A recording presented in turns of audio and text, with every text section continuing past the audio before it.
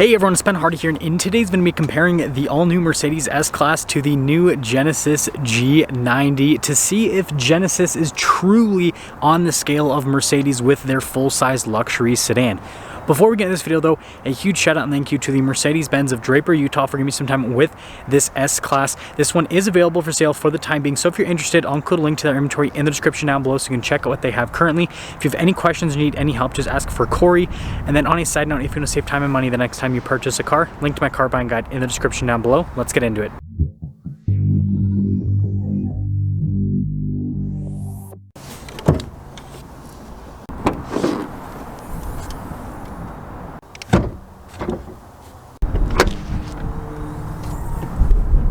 So powering the G90 is a turbocharged 3.5 liter V6 that's paired to an e-charger system. Total system output is 409 horsepower and then 405 pound-feet of torque, with fuel economy being 17 around town and then 24 on the highway. This is the most premium powertrain you can get in the G90. Now, powering the S-Class is a twin-turbo 4-liter V8 that goes through an 8-speed automatic transmission. Power outputs with this are 496 horsepower and then 516 pound-feet of torque, with fuel economy being 16 around town and then 25 on the highway. And then this is the most premium powertrain you can get for the regular S-Class, is what we'll call it.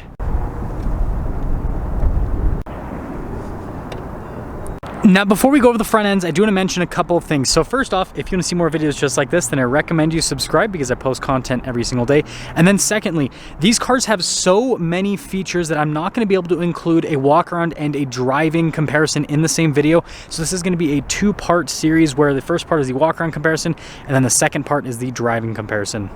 With that aside, starting with the front end of the G90, it has this insanely futuristic, stately look. Obviously, Genesis took the designer from Bentley and had that person design the new Genesis lineup, and you can definitely see a lot of that. I mean, look at the logo, for goodness sakes. But, you know, I think it looks absolutely fantastic. And then going over to the S-Class, right? It has the S-Class's stately appearance. I mean, you still have the Mercedes emblem there on the hood, and it definitely, you know, flies under the radar more, but it's still, again, like I said, has a really stately look. But seeing them next to each other, let me know which one you prefer the look of. Now, starting with the tire wheel setup in the Genesis, the front setup is 245/40/21, and then the back is 275/35/21. Now with the S-Class, the front setup is 255/35/21, and then the rear is 285/30/21.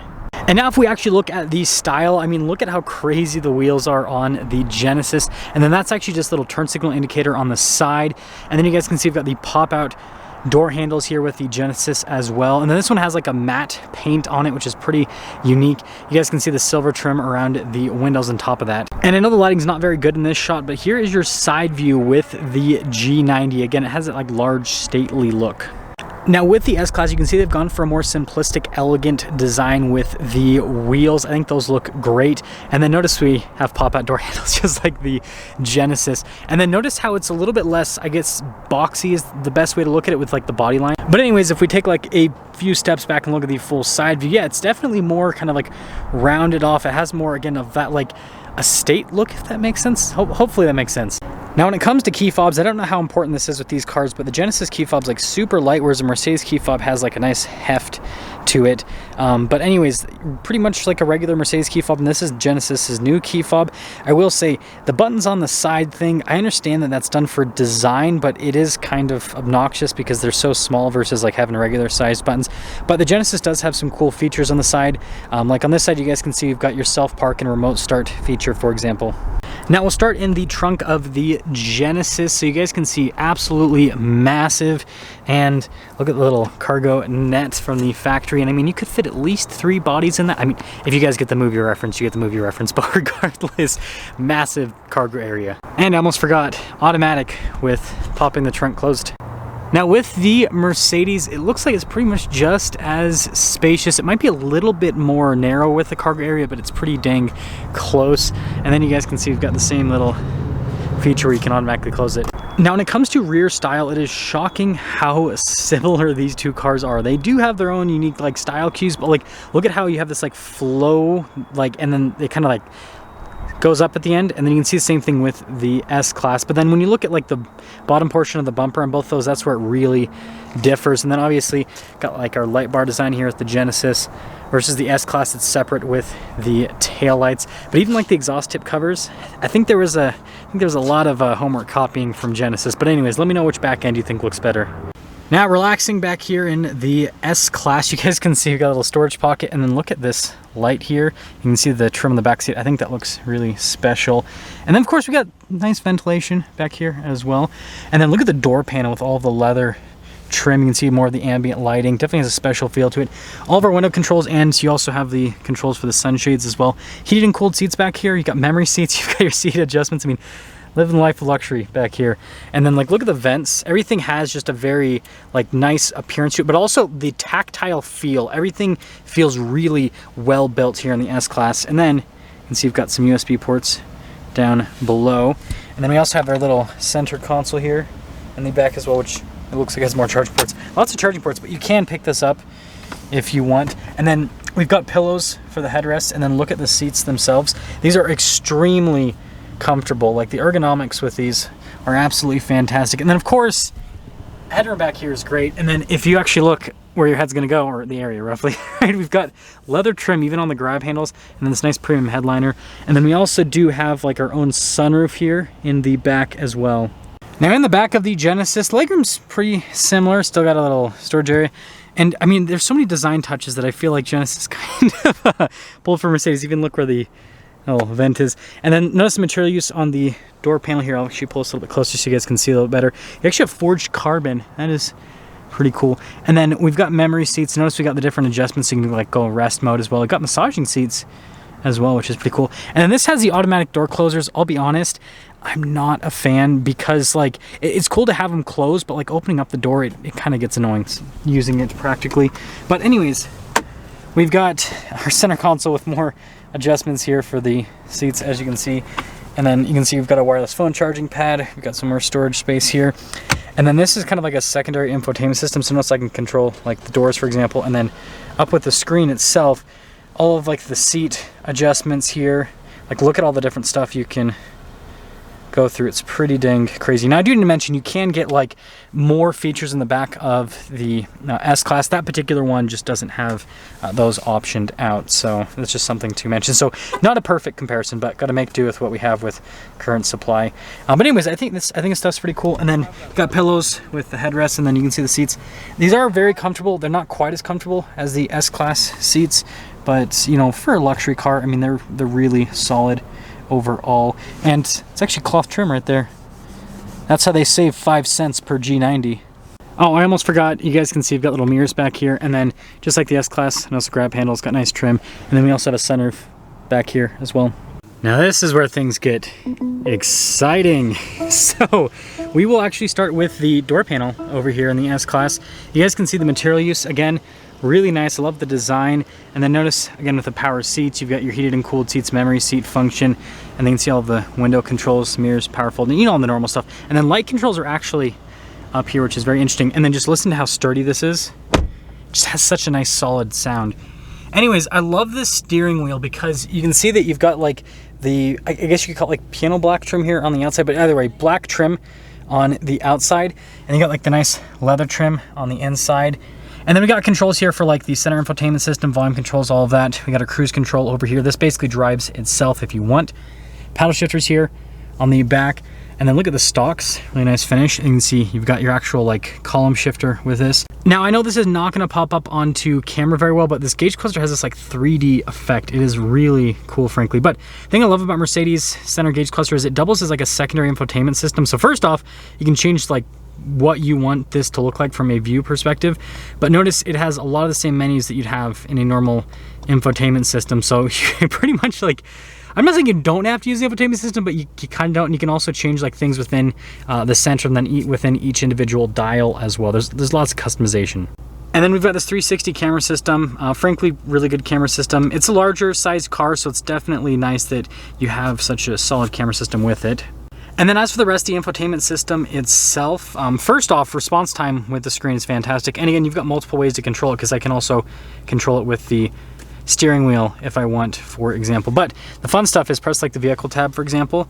Now as we can adjust like the heads-up display, you can raise the suspension or lower it, right, depending on what you want to do with the car. And then we also have our drive mode select. So I will say I had an S-Class for a week, and these ones over here I rarely used. It was either comfort or sometimes eco, but usually just comfort mode, because like, again, it's an S-Class, but I mean that V8, you guys will see in the driving portion, it's a pretty crazy engine. I do like the volume slider down here, by the way, really like great with the actuation. And then, you know, aside from that, like I'd say the infotainment system is super easy to use. And then you do have stuff like massaging seats, and you can adjust the ambient lighting, you know, all the normal luxury car stuff. Now look at the design here on the dash. Very simplistic, but again, I think it looks really good. I just like the lines that go across in the vents here in the center as well. I think that that's really beautiful. And then you can see the ambient lighting down below that. And then this is kind of like the first part of your center console, so you can cover it up if you want with this trim. But basically you got like your wireless phone charging pad inside of this, and then you got some USBs, cup holders, all that. And then center console, which again, good storage space. Yeah, and look at the trim here. And I do want to mention the feel of the leather and the S-Class definitely, it has like a higher quality feel compared to what you have in the Genesis, especially with the seats too. And like, look at these front seats, again, pillows on the headrests, of course. But yeah, they're just so comfortable, and again, it just feels really high quality. I know you can't really feel through camera, but I'm trying to help you guys out here. Anyways, really nice premium headliner here. And then we've got another sunroof up front with the S-Class. So with the Genesis, as soon as I do this, it automatically closes the door, turns on the car. But anyways, you can see the material use. I think the design is really nice, but again, the material just doesn't feel quite as high quality as what you have in the S-Class. This is like the leather that wears really fast. I've seen this in other luxury cars that I've reviewed, like Range Rovers. They'll use like a similar type of leather, I've noticed. Anyways, you guys can see we've got like massaging seats, just like the S-Class. You've got all of your memory seat functions. And then look at the controls. Definitely have like a high quality look to them. Got blind spot monitoring with the mirrors. And then this steering wheel design is pretty interesting. 2-spoke, got the paddle shifters there in the back. And notice we got stuff like adaptive cruise control, steering assist. So this, again, just like the S-Class, can pretty much drive itself, which is really cool. And then notice they did a really good job with the stalks, right? And then this gauge cluster, pretty cool, full digital gauge cluster. And I think the fun part with this is actually when you change the drive modes, because then it'll do like a little swoop with the gauge cluster. I don't know. I think that's kind of exciting. But the really cool stuff is actually in the infotainment system. So first off, we got like a 360 camera system, and you can even do like an outside view similar to the S-Class. And then as for the rest of the infotainment system itself, I can actually control things via a dial if I want. But then I can also just use the touchscreen function. So they kind of are doing the same thing with Mercedes, where they're giving you multiple ways to control, or at least, you know, interface with the interface. That's what we'll use word-wise. But regardless, before I make myself look dumber, you can see the leather trim here on the dash, and then up above, and then again with the forged carbon, and then it's actually down below as well. I think they've done a really good job with the design with this interior. And then down below, we've got all of our, you know, controls for the climate system, analog controls for the radio. I do like this for the temperature. I think that's pretty cool. And you can see some cup holders. Now this is like the worst thing on the planet. My eyes actually hurt right now. Good thing you guys can't be affected by glare through camera. Like, the glare that happens in this area is just horrible. They need to, like it looks really good, but they need to definitely tone it down a bit. I do like the fact that you've got these two controls of volume and everything, and then this is actually your fingerprint scanner.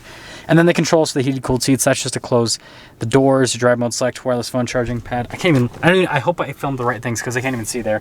It's got a pretty normal center console. And again, when you feel the material, it just doesn't feel quite as like high quality. But I will say the seats do look really cool. Well, I moved my crappy backpack out of the way. They look really cool. Not quite as comfortable as the S-Class seats though. And then just like the S-Class, you've got a sunroof up front. You've got this nice premium headliner as well. Now, when it comes to pricing, as equipped, that S-Class stickers for about $145,000, and then that Genesis stickers for just over $100,000.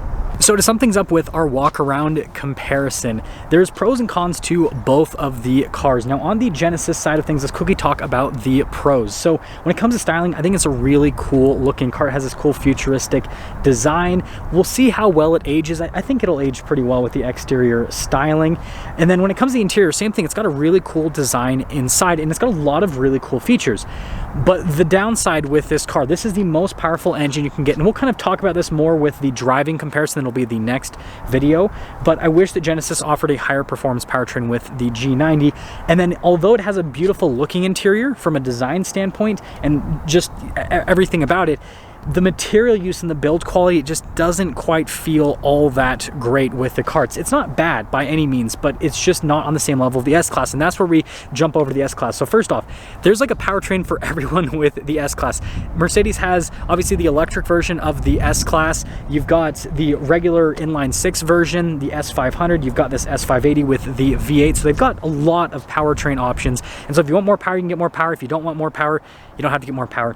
And then when it comes to looks, it looks really good. I think this, frankly, is the best looking like full-size sedan next to the Genesis. The Audi A8 and then the BMW 7 Series, they just don't really look all that. And same thing with the Lexus LS500. They just don't really look all that good. So Mercedes has gone for like a different design. It's a little bit more low-key, but really good stately appearance. The interior has a beautiful design, and the build quality and material use just feel really good. I mean, the first thing that like shouted build quality with the Mercedes compared to the Genesis in this video is when I closed the hoods. The Mercedes hood just had this like sturdy feel when it closed, whereas the Genesis, I'm not saying it was bad, but like it didn't have the same sturdy feel. And so with the Mercedes, you can tell that you're paying more for the build quality and then also for the material use as well. But regardless, let me know which car you like the best, whether it's the Genesis or the S-Class. And with that being said, I will see all of you in that driving comparison.